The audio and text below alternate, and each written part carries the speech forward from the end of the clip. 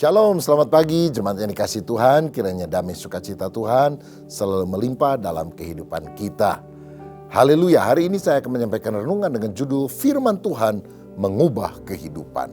Kita baca Kisah Para Rasul pasal 16 ayat 32 sampai 34 yang berbunyi demikian. Lalu mereka memberitakan firman Tuhan kepadanya dan kepada semua orang yang ada di rumahnya.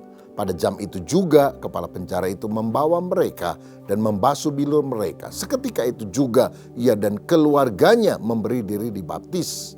Lalu ia membawa mereka ke rumahnya dan menghidangkan makanan kepada mereka. Dan ia sangat bergembira bahwa ia dan seisi rumahnya telah menjadi percaya kepada Tuhan. Saudara-saudara, Paulus dan Silas memberitakan Injil di Filipi, tetapi ditangkap, dimasukkan di dalam penjara. Tengah malam mereka memuji menyembah Tuhan bukan bersungut-sungut. Gempa bumi terjadi, lepaslah belenggu mereka semua. Kepala penjara akhirnya diinjili, dia bertobat dan menerima Yesus. Saya melihat di sini bahwa ada kuasa yang luar biasa dari pemberitaan firman Tuhan. Firman itu berkuasa menyelamatkan setiap orang yang percaya kepadanya, bahkan mengubah kehidupan secara radikal. Bayangkan kepala penjara yang selama ini memukuli Paulus, memenjara Paulus, sekarang bertobat dan kemudian menjadi orang yang berbaik hati kepada Paulus. Dan itu terjadi karena kuasa firman yang mengubah kehidupan manusia. Sampai hari ini pun kuasa firman tetap sama, bisa mengubah orang yang dulunya berandalan, yang hidup di dalam dosa, ketika firman menjamah hati mereka, berubah menjadi ciptaan yang baru di dalam Kristus. Saya pernah teringat kisah seorang turis Inggris jalan-jalan di pantai Afrika, liburan. Lalu dia lihat ada seorang Afrika hitam yang sedang duduk, saudara, membaca sebuah buku tebal di bawah sebatang pohon kelapa. Lalu dia dekati dan dia perhatikan ternyata itu adalah Alkitab. Dan orang Inggris ini bilang, oh di negara saya Alkitab sudah tidak dibaca orang, sudah dianggap kuno, ketinggalan zaman. Orang Afrika ini baca Alkitab, dia lirik orang kulit putih itu, dia tetap lanjutkan membaca. Ngapain kamu baca buku itu? Kamu akan tetap bodoh, mendingan kamu kerja aja atau lakukan hal yang lain supaya kamu lebih produktif daripada cuma baca Alkitab. Orang Afrika ini kembali melihat dan dia tetap baca Alkitab. Saudara-saudara, turis ini masih menghina lagi apa yang dilakukan orang kulit hitam ini, yaitu ketika dia membaca Alkitab. Nggak tahan akhirnya orang kulit hitam ini berdiri tinggi besar, saudara-saudara. Dan dia bilang, dia cekek ini orang. Jangan kau hina lagi ini buku ya. Sekali lagi kau hina, ku makan kau. Karena saya ini dulu bangsa kanibal, suka makan orang. Lalu kemudian ada penginjil yang datang ke sini memberitakan tentang firman Tuhan. Saya bertobat, saya nggak pernah makan orang lagi. Saya makannya sayur.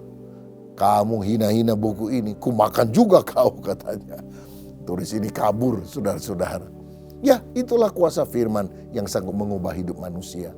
Tidak ada orang yang berkata, dulu saya penjahat, sekarang saya menjadi orang yang saleh setelah saya membaca buku mafia, matematika, fisika, dan kimia. Tapi orang berkata, dulu saya penjahat, sekarang jadi penjahit Kristen yang baik setelah saya membaca firman Tuhan. Makanya kita perlu membaca firman Tuhan, karena dalam firman Tuhan, dalam Alkitab ini ada pikiran-pikiran Allah yang ketika kita baca, itu mengubah kita sehingga kita menyelaraskan diri dengan apa yang Tuhan inginkan.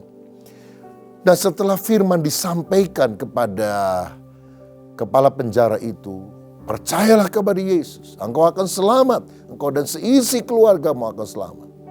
Maka langsung perubahan itu terjadi dalam kehidupan orang ini.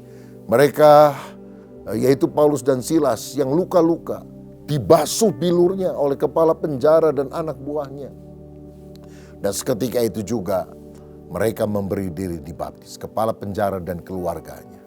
Saudara, saya percaya orang yang selamat atau percaya Yesus itu akan segera melakukan tindakan memberi diri dibaptis.